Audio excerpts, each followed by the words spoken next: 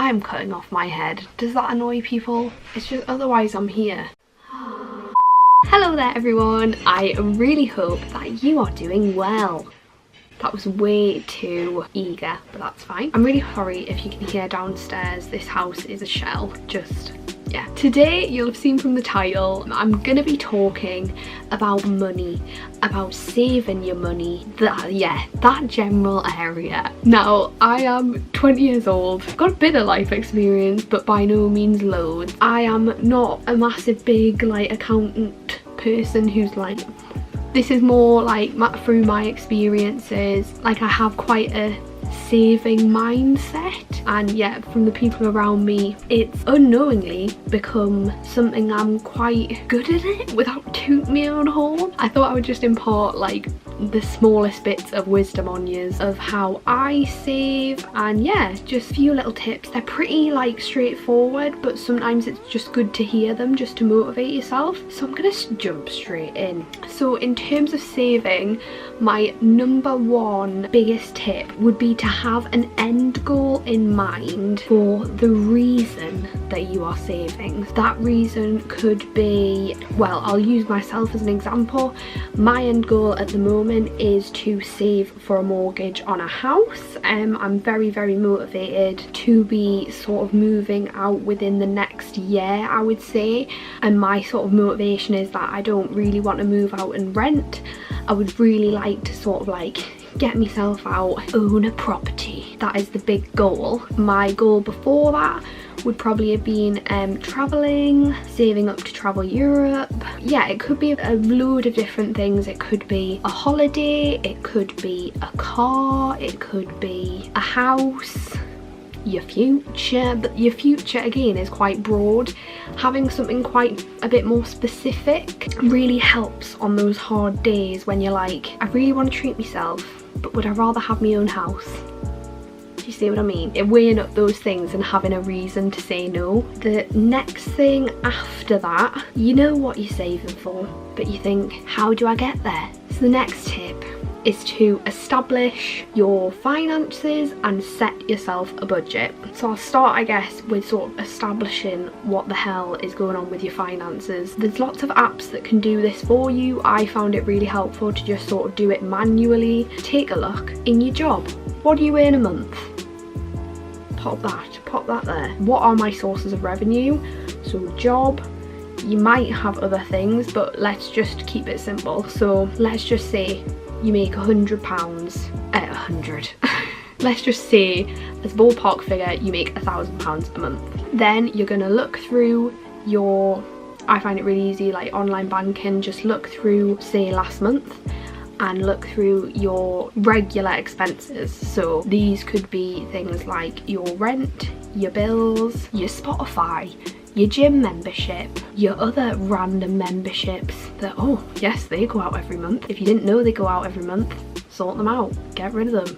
It's really good to sort of keep tabs on where your money's going. That is a really big one. Things like transport, so metro or bus, car, work out, are there any ways you can make that cheaper?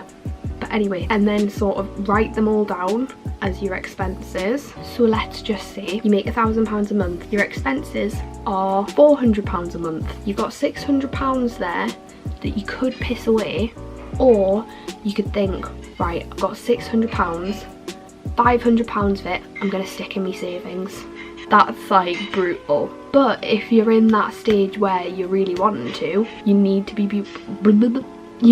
brutal with yourself. Let's just say, let's do £400. That leaves you £200 leeway. You're not getting yourself into any trouble, but that means you're saving a solid £400 a month. In 4 months, you've saved £1,600. In 8 months, you've saved £3,200. In 8, 12. This is testing my maths. You are saving, this is horrendous, you're saving this much a year. So yeah, it's a great sort of, just getting an idea of your finances really helps. My next tip, so you've got that goal, how are you going to get to it? Obviously you've got your one form of revenue, which is your job. Let's see, how can we bump that up a little bit? And what I found really helpful is go through your shite. and sell anything that you don't use or you don't wear. I had quite a bashful eBay of any clothes that I don't wear anymore, and honestly you'd be surprised, you might not wear it but other people will, and they'll pay to buy it. You know, clothes are something that over the past like few years I bought some slightly nicer brands as well, and when you sell them on, you'd be surprised they're not going for like £2 on eBay, they're going for that little bit more. Yeah, it all adds up. I sold an edition of JQ magazine that had Harry Styles on the front cover for £3.60, and I charged £3.45 for postage. That is £7 on a magazine that I haven't read in about 6 years. And imagine the amount of shit like that you possess that you can give away. It all adds up. If you're willing to put in that bit of groundwork, snap it on, do your and upload it, you can make some serious dollars. You really can. Be mindful of what you own. If you don't use it, sell it and save it.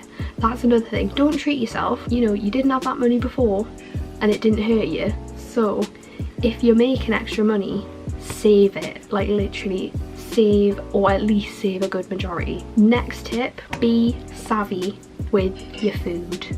My brother's coming upstairs. Jacob, don't, I'm filming, don't. Hi fans. Oh my god. Let's just go straight on. So the next one is being savvy with your food. Any form of food that you buy and tot it up. Realise how much you're spending on food a month, and if that needs changing, you'd be amazed what it does. I found out when I did this that I spend like £50 to £60 on Boots meal deals every month. That's not great. £3.39 on a sandwich, a drink and a small snack. Now that you will realise is not sustainable. So I made myself make a change, went to Costco and I bulk bought ramen bowls, I bulk bought Nutri-Grain bars, I bulk bought my lunch, and honestly it's amazing how much I'm saving from taking that initial hit but not spending anything through the months now. It's really good. So just think of ways to save like that. Another one is meals out. These are the devil for your finances. No, obviously it's so nice to treat yourself, and they're lovely ways of socialising, treating yourself to a nice bit of food. I love food, I'm not gonna lie. I'm gonna put it out there. Everyone loves food. If you do have that end goal, it's thinking, do I need this random Wagamama's or do I go to Sheho if you're from Newcastle?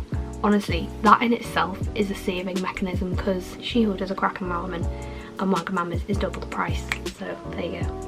Even if when you're going out, maybe think of the thrifty choice possibly, and maybe stick to water. You'd be amazed how your drinks pile up as well. Enjoy your meals out, but maybe they're a treat, not a weekly or daily thing. I am keeping it quite short, but my little bonus for if you're like me and your end goal is buying a house, then it is to open up a LISA. It is this government funded thing. I should have researched this more, but I have one myself and it is honestly, it is so good. So it's basically for first time buyers, and if you put money in the account, you can put up to £4,000 a year into this account, and the government will also put money into this account and help you buy a house. So it gives you 25%. The basics of that is if you put the full £4,000 a month in every year, they will give you £1,000. There is no hinges attached to it. Obviously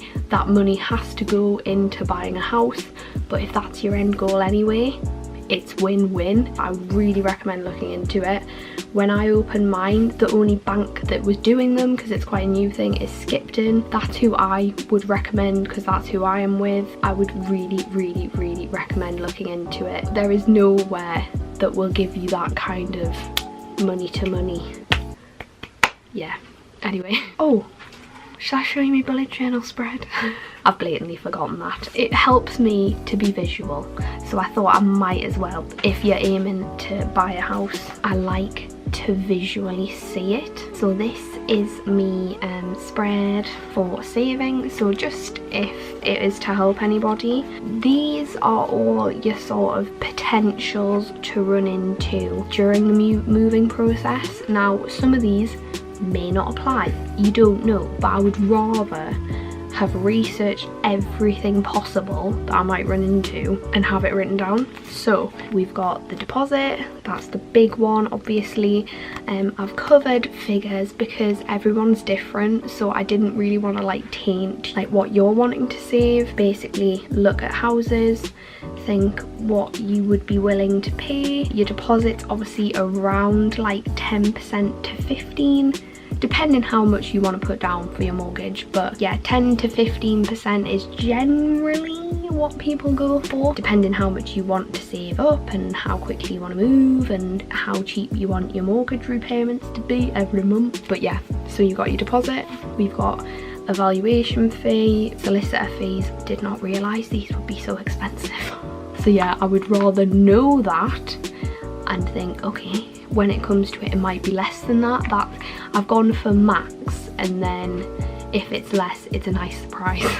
A property survey might not be needed if it's like a new build or whatever, but we'll see. An emergency fund, so just having extra means a lot to me. As an avid saver, I would hate to literally shed it all and have nothing in me trunk. So yeah, that's another one. So yeah, and then total, that is like literally laying out your end goal, visualizing what needs to be saved for, and then it's like, right, I'm a very much like, I need to see it, I need to logistically know it and see it in me head life. Yeah, anyway. I hope that was okay. I know I've not done it yet, but I thought, why not take you along with me? This is very much something that I'm thinking about right now, something I'm striving for right now. Just thought I would do a little how I am doing it. So yeah, feel free to give this a like if it was helpful at all in any way, and if you have any ways of saving that you find really helpful, please put them in the comments, because that would be something that I would find very, very interesting. It's a topic that I really enjoy.